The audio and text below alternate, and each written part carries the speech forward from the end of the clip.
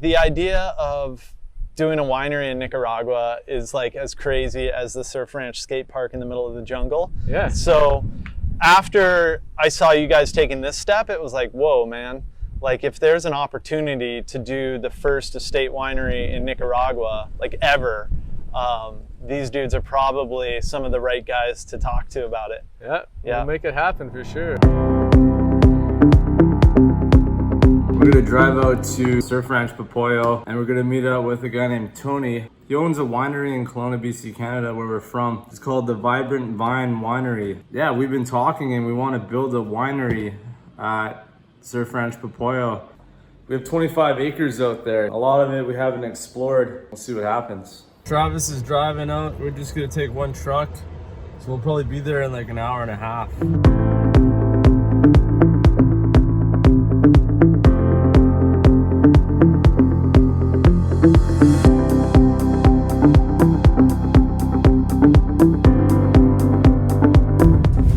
Today I'm taking a trip up to the Surf Ranch in Popoyo, which is about 30-45 minutes max from Hacienda Iguana, where we're staying.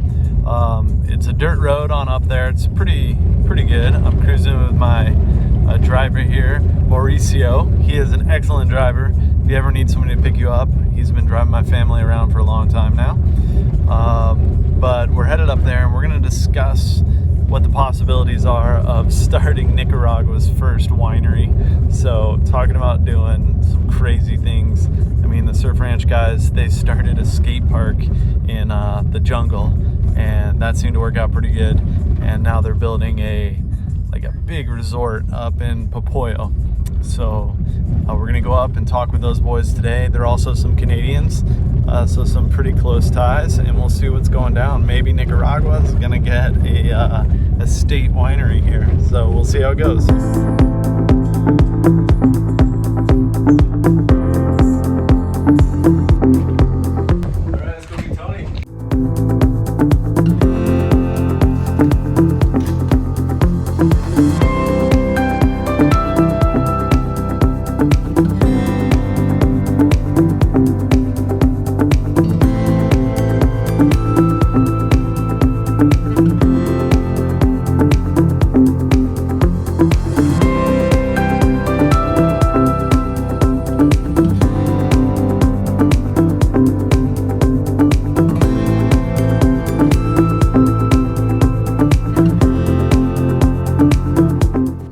So it's been about 6 months. 6 months ago, we first met back at my winery in your hometown in Canada. So we went to the Vibrant Vine, and over a couple glasses of wine, Travis convinced me to move to Nicaragua. Just give me a quick bit of your story on like the Surf Ranch. When he told it to me, I still get goosebumps, man. It's amazing. So give me a bit of that story. Yeah, so 2008, my brother and I, Lucas, we decided to move down to Nicaragua. I've never traveled anywhere before in my life, so went there for 2 weeks. But during that time, we kind of had an idea of to like buy some property. Every property that we saw was just like too high for what we had in mind. And we came across one guy and he said, yeah, like I'll give you this property for $1,000. 10 years later, and we're here and built all of this. And this is the second go. So the first time you're there, you find some property for $1,000 or whatever, deposit, and you got some property, and then you started a paintball company. Yeah. We didn't smuggle in paintball guns, but something like that. No, yeah, we bought some paintball guns after living here for about a year, just to start a business. So bought 10 paintball guns, and it started to become successful. And every day we had 10 guns, so every day we'd make like $400 every day off of these guys. So that money that we built from paintball, we basically just put it right back into the resort. And we had an idea, we had a plan, and all the money just went straight into each building. So that's kind of how it started. It started with a skate park?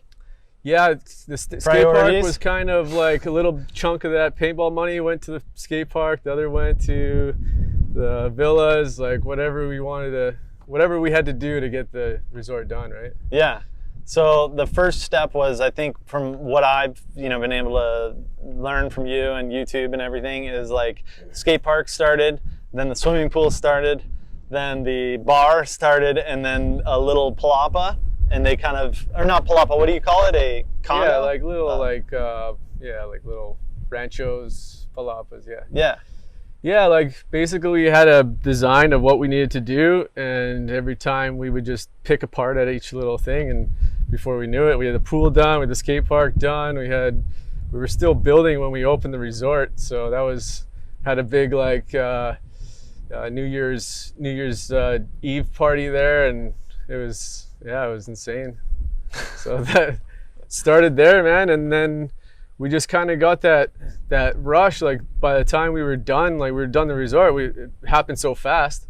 So we still had that, like, we got to do another one. Like we got to do the next one 10 times bigger, right? So during that time, we were still looking. We found this property from someone in town, and he said, "Hey, you guys are looking for something, and we have this pretty cool spot out in northern near Popoyo. So this is where we're at right now, and it's been we've been building this for about 5 years now." Yeah.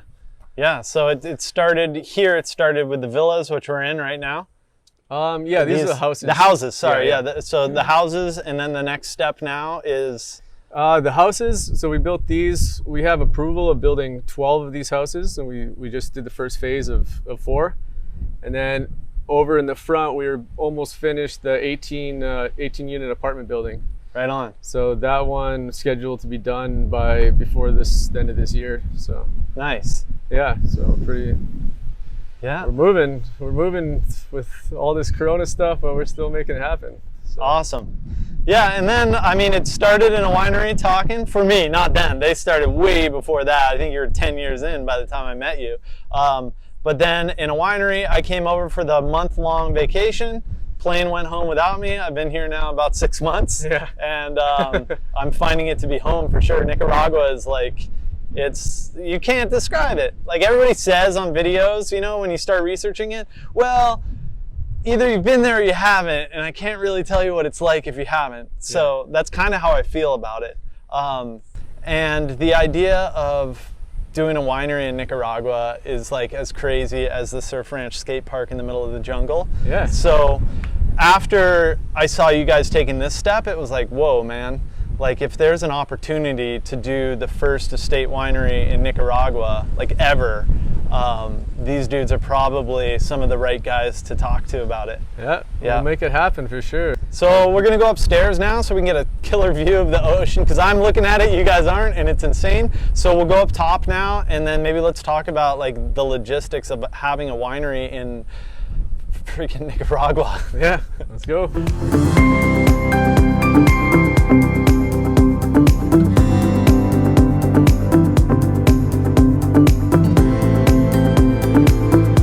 All right, so talking about building a winery in a place where it's obviously not possible to do it in the eyes of most people, I'd have to say.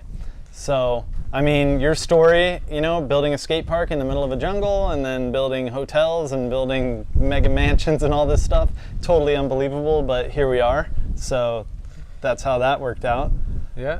When I moved into Canada, I mean, I still tell people that we have a winery in Canada, and people are like, what are you talking about? Like, it snows. I'm like, well, there's advancements in technology, and now we can grow grapes in environments that we couldn't before. So, like, getting into why Nicaragua should have a wine industry is, one, for tourism. Agritourism is a huge, I mean, just being here for 6 months now, like, people survive on tourism, man. Like, I make a big effect to the local community with the dollars that I spend. I've noticed it, Oh, for sure. Yeah, it's pretty big. And what you're doing here, how many employees do you guys have right now? At this spot, we have about 25 guys building, and then for the maintenance around here, we have about just around the houses, we have about 8 to 10 people. Right. So that's pretty freaking big, right? Yeah. I mean, it helps out everyone, and that's directly, and it helps out indirectly probably about 100 people, right? So, and yeah, this area definitely needs it too. It has a lot of potential for something like a winery, like. And that's something that we never really thought about, but when I first met you and saw your winery, I was like, man, this is crazy. Like, I've never seen anything like that before. So you're the best man to even come up with the idea, and we're down to do anything like that. So. Well, thank you for the kind words. Yeah, so with a winery, like the two biggest barrier to entries are labor. Like labor in Canada is $25 an hour, man, and it's hard to get people to work. Nobody really wants to work. So in Nicaragua, everybody wants to work, you know. And they work hard here. They work way harder, not than Canadians. I don't mean to say that, but than I do. Okay, and they're happy to work. So that labor thing kind of went, well, there's not really a labor problem anymore. What's the other barrier to entry? And that was land. Land in Canada to grow grapes on is $100,000 an acre, you know? And once you get into the wine business, you realize that, you know, the operational costs of 10 acres is the same as 40 acres. Wow. So somebody that has 40 acres has a major leg up on the little guy because the cost of land and labor effects. So here, seeing like your guys' property, you mentioned to me, how big is it? We have 25 acres. 25 acres here, and how much is actually being used right now for housing and development? Only about 3 to 4 acres. Yeah. And that's just the housing development. And what will that expand to, like total vision right now of usage of that Well, land? there's areas like, it's so jungle out here, we haven't even explored half of it. We have enough land to do something like that. Yeah, so, you know, like even getting started saying like, dude, like a 2-acre vineyard, you know, that's still going to produce, you know, 3,000-4,000 liters of wine a year, you know. That said, you don't really know because you're getting into something new. Like what are the grapes going to produce? What varietals are going to grow here? What rootstock you're going to use? That's probably the biggest reason. Once I got past those 2 barrier to entries, I was like, okay, well, I'm not the smartest guy in the world, so why isn't anybody else doing it, you know?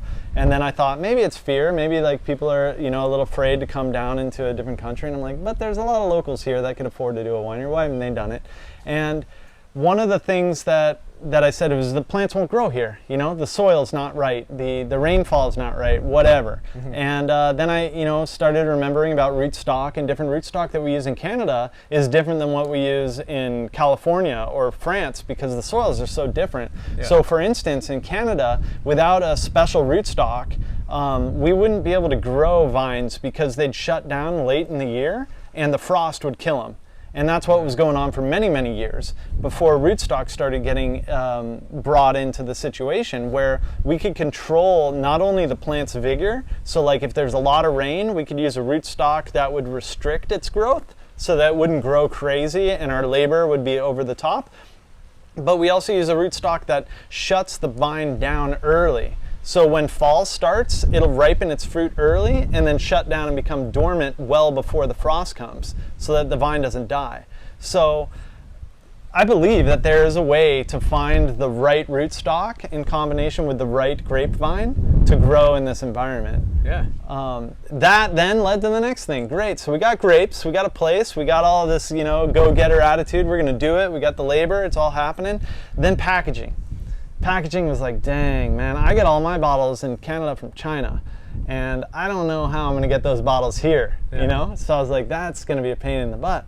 Or, you know, before we get to bottles, let's just go to how do you actually make it? So you got your grapes, now we gotta make it.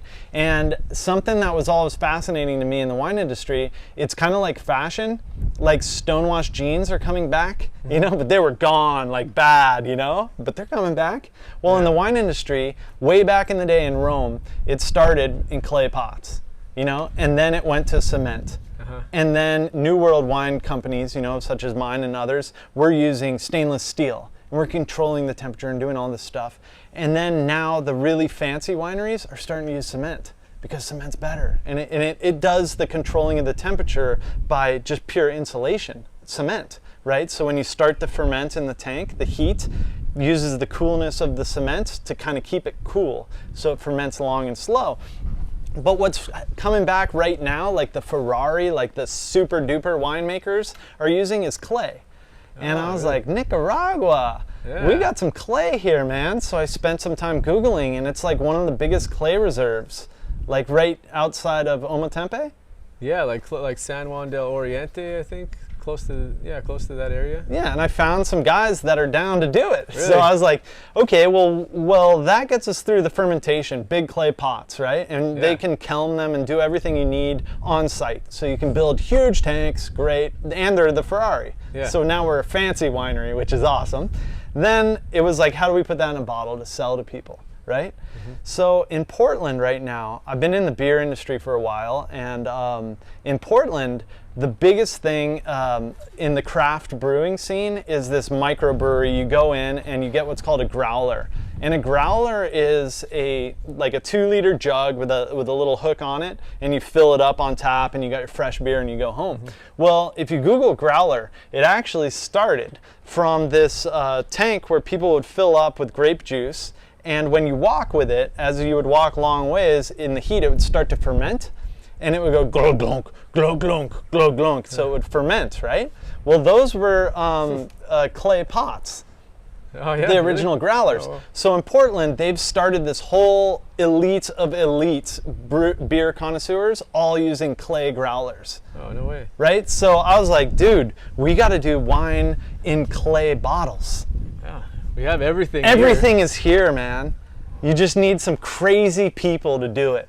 We can do it. Yeah, and then it would be the first estate winery in Nicaragua, and we'd be doing cutting edge technology, which is actually old world, you know? Yeah. So yeah, that's kind of the wine pitch, man. I did a bit of local investigation about grapes growing in Nicaragua, and they said that only in the north the grapes grow there. And I was like, why do they only grow up there? And they're like, well, I don't know, they just only grow up there. Yeah. So, and then they told me that it was because they grow there, but they're sour, or they said something where they're just not good.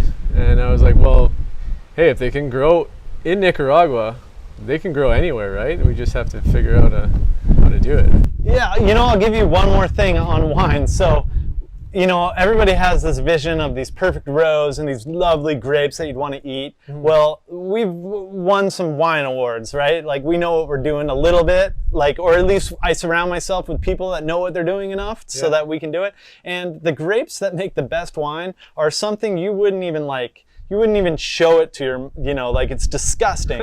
Like, we search for rot. There's two types of rot, one called noble rot and one called botrytis. And what that does is it looks horrible. It is like white, it's disgusting looking. And you smell it when you're picking. You're like, yes, we got botrytis section, you know? And you smell it. If it smells like dog poo, you don't put it in the wine. If you don't have a smell, but it looks so bad that it makes you want to barf, that is the best. And what it's done is, through its rot, it's gotten rid of everything but the sugars and the fermentables, and it's just amazing. It concentrates the flavors of the wine. So noble rot and all that sort of stuff is great. So when people are looking at grapes here saying, oh, they're no good, they don't taste good, well, you wouldn't put the grapes that I put in my wine in your mouth. Guarantee you wouldn't. Not a chance. That's interesting. Yeah, so it's gonna be a fun ride, to say the least. Oh, for sure. Yeah. All right. Well, let's do it, man. Let's make it happen. What's the next step? Well, this is a deal then. Holding into it right there. Yeah, let's go get some sanitizer.